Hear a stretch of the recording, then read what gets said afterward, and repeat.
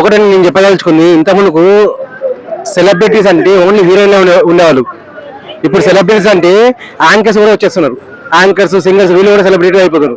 ఇప్పుడు సెలబ్రిటీ అంటే వీళ్ళు వీళ్ళు ఏమనుకుంటున్నారు అంటే ఏదైనా సరే మంచి అయినా చెడైనా ఒక పని చేసేసి నలుగురు కన్నెల పడాలి. అది పాజిటివ్ కానివ్వండి, నెగిటివ్ కానివ్వండి, అది చేసేసి నలుగురు కన్నెల పడితే పబ్లిసిటీ వస్తుంది. పబ్లిసిటీ తర్వాత డబ్బులు అంత అనుకున్నా అని చెప్పి చూస్తున్నారు. ఒకప్పుడు ఒక హీరోయిన్ అని చెప్పేసి పలానా వ్యభిచార కేసులో పలానా చోట పలానా లాడ్జిలో దొరికిందని చెప్పేసి అది దొరికితే నెగిటివ్ పబ్లిసిటీ అలా వచ్చేది.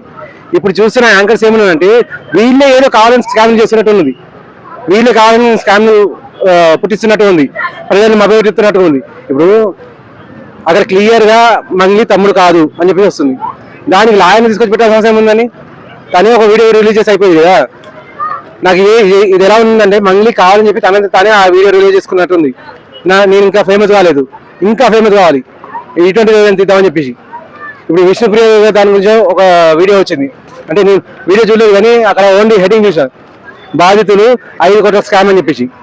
ఇప్పుడు నువ్వు ఆల్రెడీ సెలబ్రిటీ అంటే ఒక యాంకర్గా అయినా సెలబ్రిటీ అంటే ఒక 10 మందికి అయితే ఇది తెలిసిందని అంటే నీకు మన తెలంగాణలో కానీ అటు ఆంధ్రాలో కానీ ఎటు చూసా కానీ 10 కోట్ల కంటే ఎక్కువ మంది ప్రజలు ఉన్నారు.